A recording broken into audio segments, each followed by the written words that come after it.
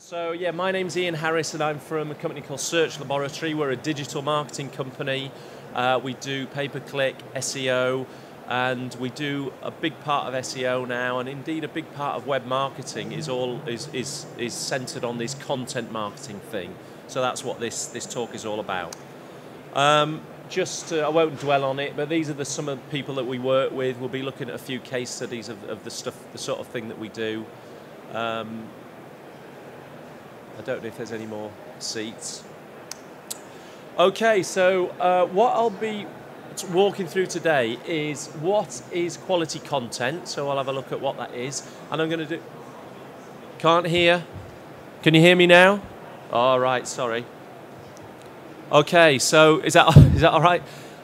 So what we'll be talking about today, what is quality content? And I'm going to go into an example and I'm going to pick it to pieces so you can see scientifically what is the point of doing all this stuff.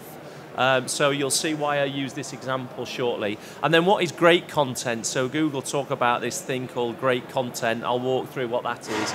And then kind of case studies on how you create it. And if there is one, what's the formula? What's the thing that binds all these pieces of great content together? Okay, so quality content. So a little bit of definition to start with. So if you're trying to create quality content, you first of all have to define what quality is. And really, quality is all about that piece of content making your campaign a success. And what is success for your campaign? Well, that's entirely up to you. So what are you trying to do with your content? Are you just trying to get people to read it? Would that be a success for you? Are you trying to get people to like it and engage with the brand? Are you actually trying to get conversions directly from that content? So some people put content on there and they want paying customers to come in off the back of that content. Are you looking for links? So that's a big part of what actually some of the stuff that I'm going to show you, that's a big part of why we're doing it. Are you trying to change sentiment about your company? But the important thing is decide what you're doing, and then you need to measure against that metric. So I'm going to kick off with an example, and the reason why I've chosen this example, you will not have heard of Tiger log cabins at all, and I've picked this one specifically because you will not have heard of this company. So this is a company that sells log cabins, and log cabins are like big sheds. They're big garden sheds, but they're kind of thicker walls, and you can do more with them. You know, people use them for outside offices and that type of thing. And this is a company that has a sister company that's quite successful, sells sheds online, but they built this new website to sell log cabins, which is a specific element of what they do. And the site was live for about 9 months, and it got very little traction at all. So it had very little referral traffic, very little search traffic. It was basically flatlining. And so we got involved and we did a piece of content marketing for them, and I'll show you what we did. So we came up with this idea for a zombie-proof log cabin. So this is basically a big shed. It's a fake product. It was CGI generated, and the idea of it was that you put one of these in your garden, and zombies, with the day the zombie apocalypse happens, they will not be able to get into this shed. It's completely zombie-proof, and it's got a guarantee, 10-year anti-zombie guarantee. You can grow your own stuff in there. Hello. Speak up. Sorry. Put your hand up every time you can't hear. So, so it's got a gym.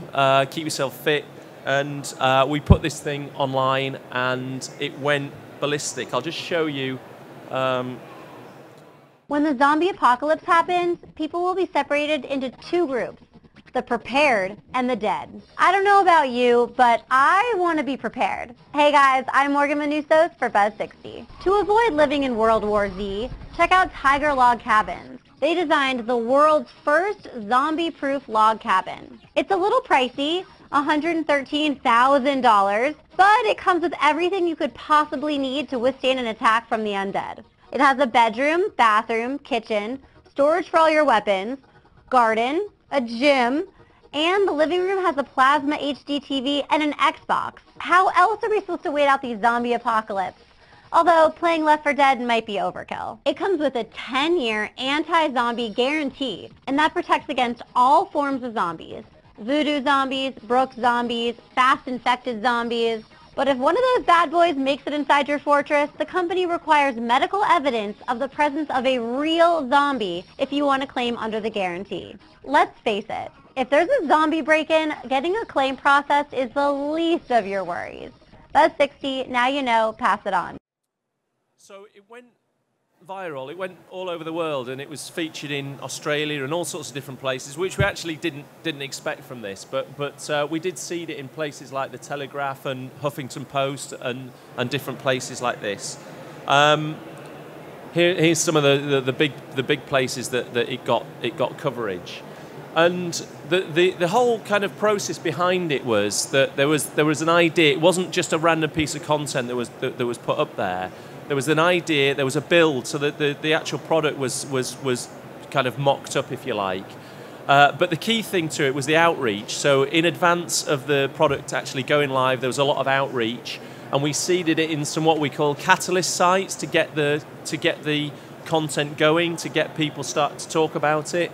And then it got a load of natural links. It got over 400, I think it's about 600 now, natural inbound links from this one piece of content. So it was really, really successful as a piece of kind of general content. Initially, the site, as I've said, had negligible traffic, and that was from all sources. And if I put the graph up, so this is all sources going to that particular website, you'll see before the content hit, the lines kind of on the floor, and then you can see the spike up to 40,000 visitors, and then it tails off. So that was what that piece of content did. Now, if we break it down, the big spike that we got, this is just referral traffic now, so the big spike that we got from that piece of content was obviously from referral traffic. So that's traffic that goes to another site, for example, the Telegraph or the Huffington Post, and then gets referred through, so follows a link through to see the actual product itself. So there's a huge spike in what we call referral traffic. If we look at search traffic on the same scale, you'll see the actual orange graph along the bottom, that's search traffic. So you can see it's kind of nothing, and then it sort of bungles along the bottom. If I take out that, if I change the scale, if I remove the all sessions and just show you the search traffic that we got from that particular piece of content, to the site as a whole, you'll see that there was no search traffic to start with, and then it kicked in, and then it sustained. Okay, so that's just organic traffic to the site as a whole. So why did that happen?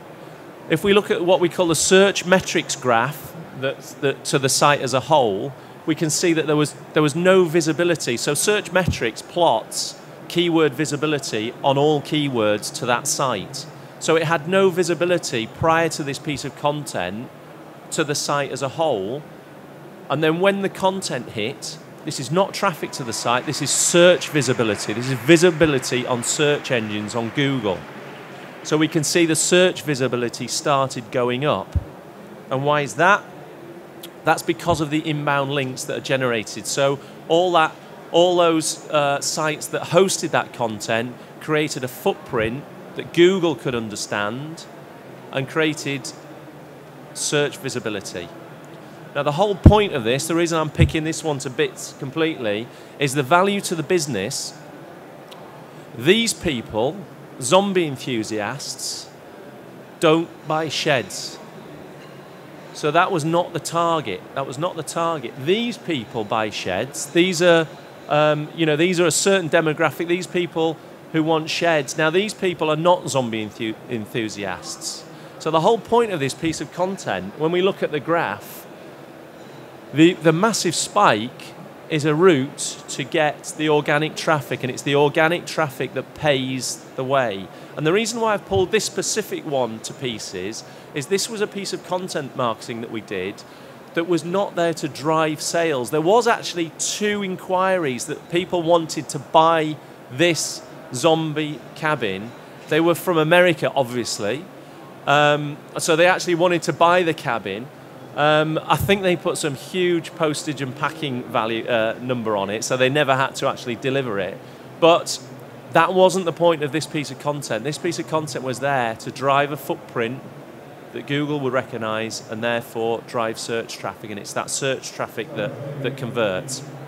We're going to talk about different techniques and actually doing content that does drive direct conversions. But one of the themes is, if you can unshackle yourself from direct conversions, you can actually do this type of thing. Sorry, I'll keep putting your hand up. Okay, so what is great content? So Google, Matt Cutts specifically, always talks about great content. All you need to do on your website is create great content and you'll get fantastic search rankings. But he never says what great content is. He talks about great content so much, and I was going to make myself a little image of Matt Cutts talking about great content, and people had already done it for me. I found these online. What do you want for dinner, Matt? Great content. What kind of music do you like? Great content. He just talks about great content constantly, but no one ever says what great content actually is. So I looked at Google. What's Google's definition of great content? It doesn't actually have one, but there's a patent. It launched this patent, it filed this patent actually not very long ago. So this is July last year. And this is processing web pages based on content quality. Google has algorithms that judge what great content is. And it's a hugely long patent. It's incredibly dull, so don't read it. What I've done is distilled it down into the salient points of what Google thinks is great content. So the first thing is, Google gives every page a score relative to its purpose. So, for example, if it's a video site, then Google will expect to see certain things on a video site. If it's an e-commerce site, if it's a page that sells a product, then Google will expect to see certain things on that page. And therefore, it will give it a score relative to its purpose. So ads are not necessarily bad on a website, but they may devalue it depending on its purpose. So if you're trying to sell something on the page, Google doesn't want to see ads for other products on other sites on that page. It might devalue that product or that page. Okay? So everything goes into a category. And then there's factors based on the purpose. Okay, so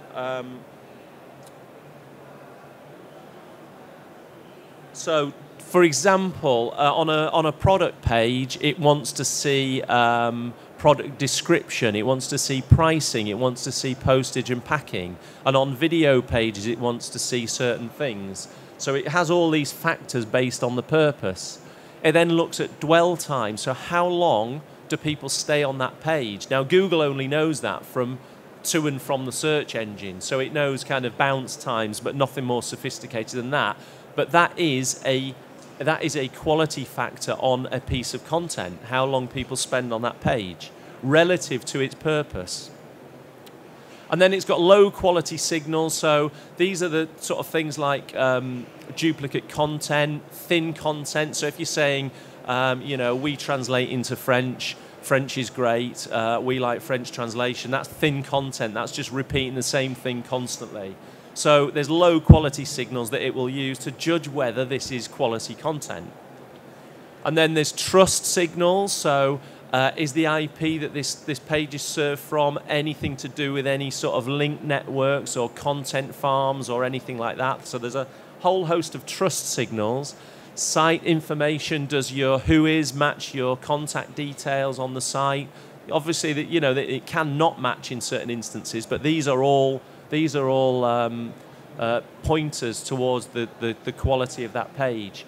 And then site maintenance. So are there any spelling errors? Are there 404 errors? These are all signs of quality content.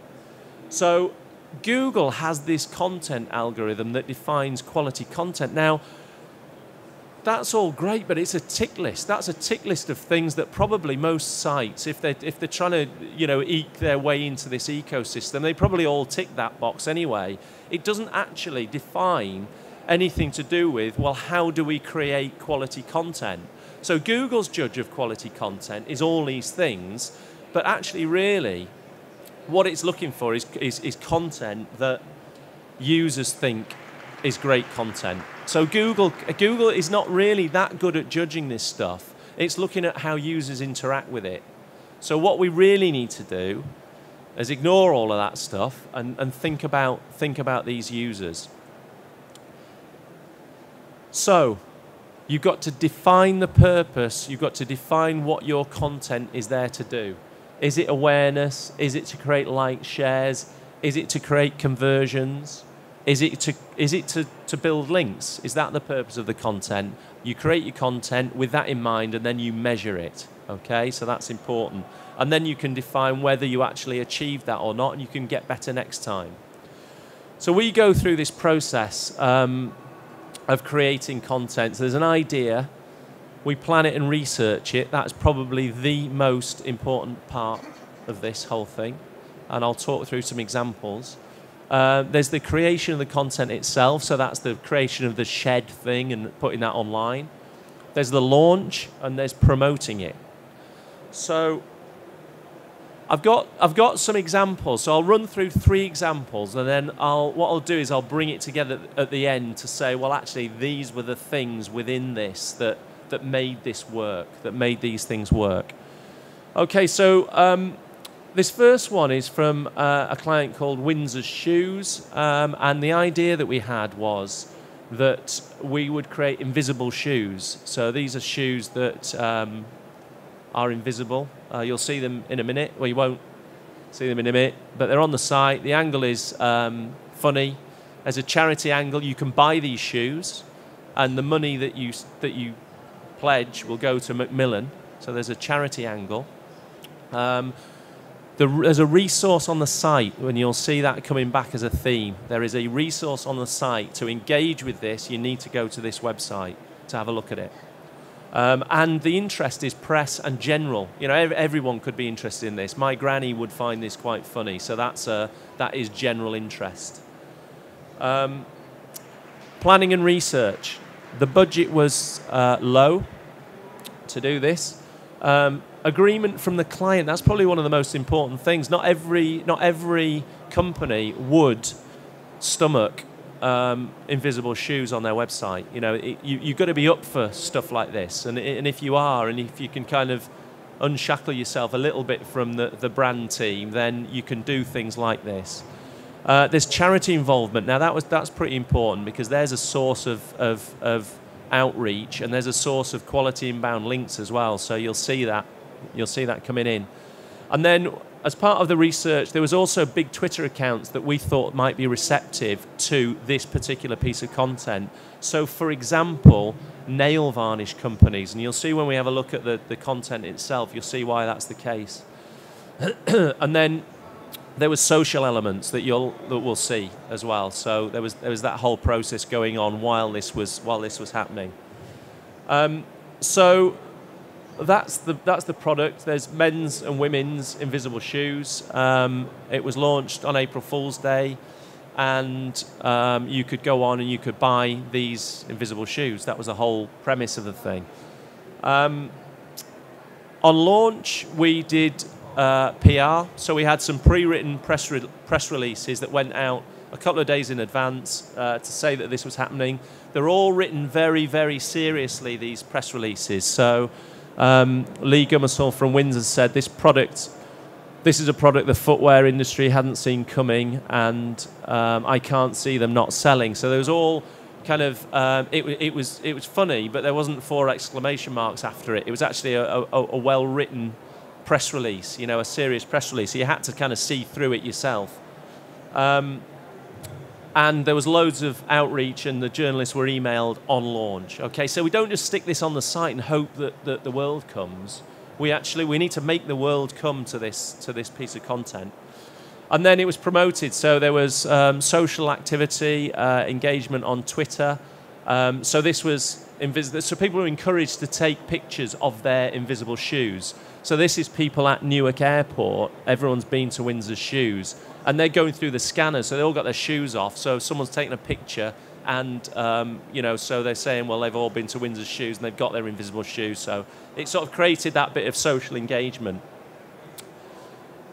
The result then, it got loads of mentions, so it did its job on that front. Lots of shares. It did get lots of traffic to the website.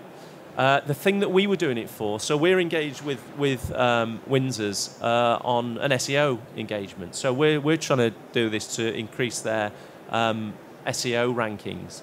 So it got lots of links, and we would give that a tick in terms of, was it great content? So we think this was great because it did the thing that we actually wanted it to do.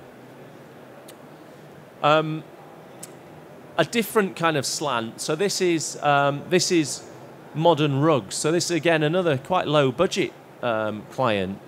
And the idea that we would do some piece on the psychology of design. So how you design internally and give people guidance on that. And a difference between this and the previous one is this is kind of engaging with potential customers. So the sheds and the invisible shoes are kind of general interests, whereas this has got an aim of kind of engaging with people who actually might want to buy these rugs as well. So informative, it's specialist. There's a resource on the site. It's general and specialist interest. So it was a really informative piece. You'll see it in a minute. Budget was as low as possible. They all tend to be. We got psychologists involved in this. First of all, to make the piece special, so to make it really, a specialist piece. But also because the psychologists that we engage with have themselves got good followings, and they might be from universities that, again, would be proud of this piece and would potentially link to it. You find when you involve people early, they provide that ongoing support for the piece, and you can't buy a link from a university. You know, it's a really, really powerful link, especially from some of the people that did this. And the idea was it needed to be specialist but accessible. So it needed to be, it needs to be engaged with the audience that actually does buy this stuff. These are some snippets from the actual piece itself. So it had a colour wheel. It had the experts that all gave it kind of told a story, and they all gave their kind of take on how to mix the colours and, how to put your room together. But it was I've got a snippet of it there. It was much, much longer than that. But it really is an in-depth piece. A lot of work goes into this for this one piece.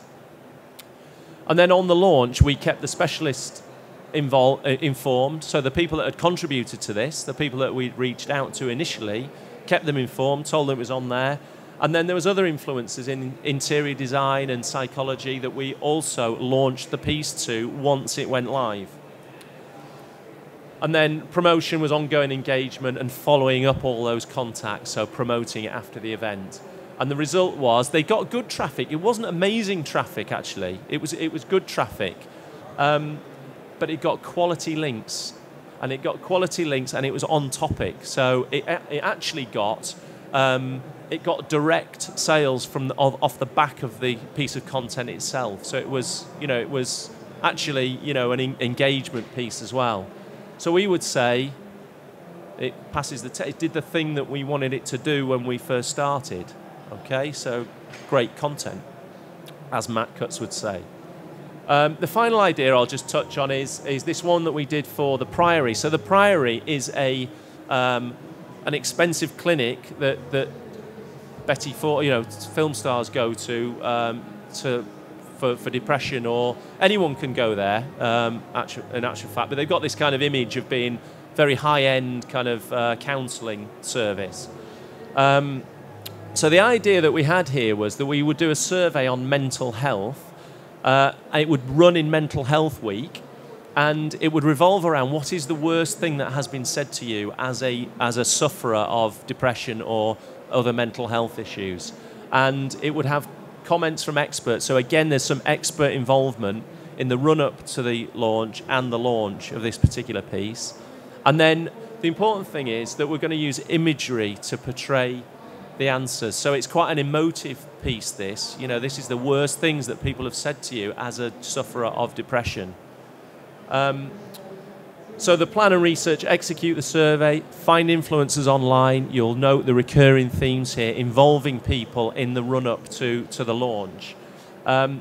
Pick the most shocking comments. So we did a survey, and we have to then assimilate all that and pick the worst things, and then plan the media list for the press release.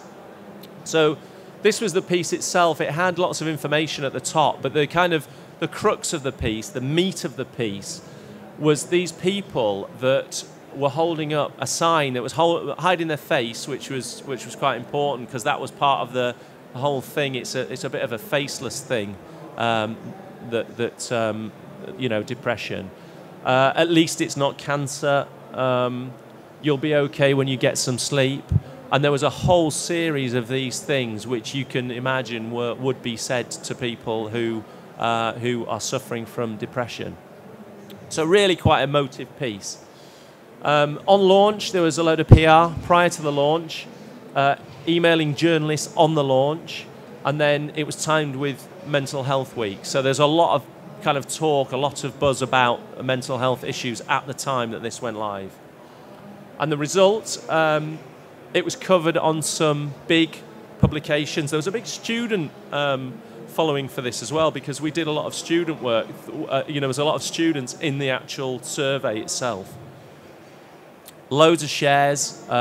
It was on topic. So the sorts of people that would be finding this interesting could be the sort of people that might give the Priory an inquiry. Okay, so it was general, and it was also targeted at people who would give them an inquiry. It raised loads of awareness, and it got some very high authority links. So it's a specialist piece. We involve specialists early on. There's a survey. It's all specialist stuff. And you know, if you work in this kind of industry, this kind of resonates with what you do if you're an industry expert. So we would say, yeah, it passed that great content test again. So bringing it all together, my definition of great, this is not Matt Cutt's definition or anyone else's, but my definition of great content. And I think if you were going to put a tick list together of your great content, I think this is what you should use. It sits on your site. So that's really, really important, because you want to make yourself, certainly if you're doing this for any SEO purposes, you want to make yourself an authority on that thing. And the temptation is to use some other site that's got a high following, and sit your content on that site, and then other people will come and read it. It's a much harder job to put it on your site and get people to come to your site, but we would say do that. Make your site the center for your great content. It's valuable and shareable rather than copyable. So the shed, that long article on rugs, you know, on the room, on how the color palette in your room, the images, you know, in front of the face, the shoes. You need to go to the site. You know, you could talk about that stuff, and journalists can quote it, but if you really want to see it, you need to go to the site. So don't just put a headline stat on the site. Give your headline stats out, and make sure there is something worth coming to your site for. So leave the meat on your site and give snippets out. That's very, very important. It's always well planned. So you'll note with all of these things, it wasn't a good idea thrown on the blog and then hope that the world will come. We almost know that the world's going to come because we've involved the right people up front. We've told the right people about it on launch. There was a plan put together. This is not just weekly blog articles. This is proper quality content. They will generally involve influencers in their creation. And the great thing about that is that these influencers are hand-selected so that you know that they're going to quote this afterwards. You're in effect using them for their reach, but you're using them for power and authority within that piece of content itself. You don't always have to do that, but it's really, really powerful if you do.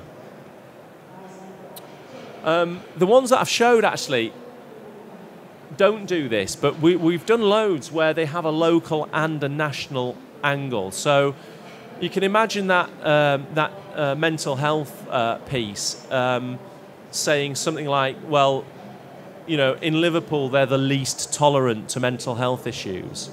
Now that's suddenly a really emotive thing that you're saying, and the local papers pick up on that sort of thing incredibly well. So if you can get a local angle in there, so if you do any surveys and can get some kind of local versus national angle, and you can say something about a certain town, then what you find is that the local press start picking it up. This town is the best at this. This town is the worst at this. Or this county tends to be terrible with their tolerance of depression. You know, that's really, really emotive. And I suppose the main premise is that it's got to answer a question for somebody, or it's got to entertain them in some way.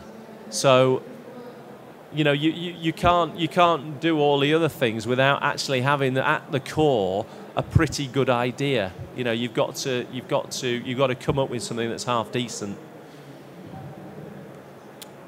So in summary, clarify your aims. So make sure you know why you're doing it. You're not doing it just because someone told you need to fill up your blog. You're doing it for a reason. You're either doing it for an SEO benefit, or you're doing it because you're trying to gain some engagement. You might be trying to gain followers, some sort of social following, and why you're doing that, well, that's probably because you're going to market to those people. It's a bit like an email marketing list, your social following. Why are you doing it? And then follow the process. So don't short circuit that planning phase. You have to plan it properly, or your great idea will sit there and it won't go anywhere. And then you have to measure against that success so that next time you can do it better. Okay, some of these things will fly and some of them won't. You know, they won't all go ballistic like the sheds one, but what you've got to do, if you follow the process, you will engineer it so that most of them will get traction, they will get some readership, and they will get some links.